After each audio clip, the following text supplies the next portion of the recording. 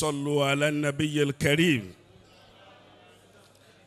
ẹ̀dàkùn ẹ jẹ́ kí a ṣe àsàlátù fún Ànábì dáadáa. sallallahu alayhi wa sallam. pẹ̀lú àṣẹ bàbá wa Malami Ubanduma afakumullah. Malamu Ubanduma ilali amami. Malamu Ubanduma ilali amami. ẹni ó bá ń ṣe afakumullah inú tiẹ̀ náà máa dùn lọ. Malamu Ubanduma ilali amami. láì ní fa àsìkò gùn púpọ̀ oríire tí a jòkólẹ̀ rẹ̀ lónìí àwọn kan ni wọ́n dájọ́ rẹ̀. Alhamdulillahi. àwọn olóríire ni wọ́n dájọ́ òní fún Maulana Sheikh Abdallah Arademi. Adamallahu hayatahu. ẹni ó bá mi wí bẹ́ẹ̀ dáadáa ò ní kánjú kú. Adamallahu hayatahu. oríire yìí tá à ń rí lónìí tó wùwọ́ náà kó o ṣerú ẹ̀. àwọn méjèèjì tí wọ́n ṣe àfáà wa kalẹ̀ àwọn ni wọ́n dájọ́ rẹ̀. Alhamdulillahi. àjọ tí wọ́n dá òun náà ni à ń fojú rí lónìí lórí ire lálùbáríkà. Innamal insanu yulimu sina. Sheikh Abubakri Afukulola. Asinu fi kulli halin sarimada. àwọn èèyàn máa wò ó pé Arademi lọ́tún lọ́sì àlùfáà wa Agba Olohunkemi ọlọ́run ò kẹ́wọ́ tó ń pera rẹ̀ lọ́lọ́hunkẹ́mi. Innamal insanu.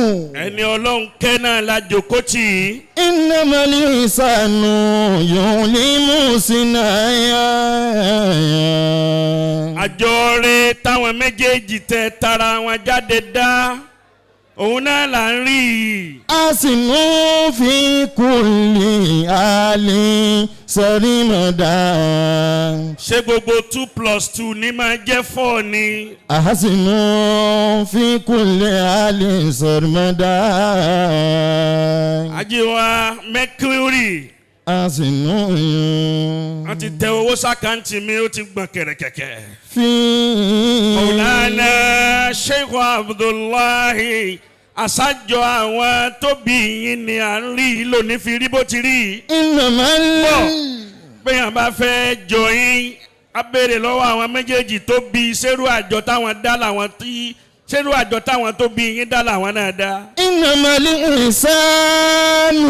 èmi ò ní gbólóhùn kan tí mo fẹ́ wí mo dúpẹ́ pé mi náà ń bẹ ń bí àwùjọ olóríire lónìí pẹ̀lú àṣẹ bàbá wa Malami Ubanduma. Yulimu sina. àyà kan náà ní ké alibarika sì ń bẹ nù àyà náà torókò alibarika tí wọ́n tó sọ yín náà kọ́lọ̀ wọlé abẹ́ ọlọ́mọṣà falibarika sí ìjókòólẹ̀ ìyàwó wa yìí.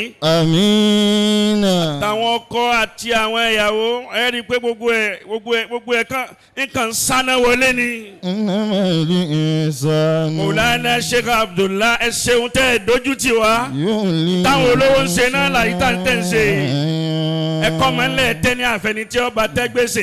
A'udzubillahi minash shaitonir rajim. Bismillahirrahmanirrahim. Inni Abdullahi atani al-kitaba waj'alani nabiyyan waj'alani mubarakan aynama kuntu wa awsani bisolati wa zakati ma dumtu hayya. Wassalamu alaikum wa rahmatullahi wa barakatuh. ṣe a máa lọ bí wá ṣe alákọ̀ọ́kọ́. Ọba wa Agba Olohunkemi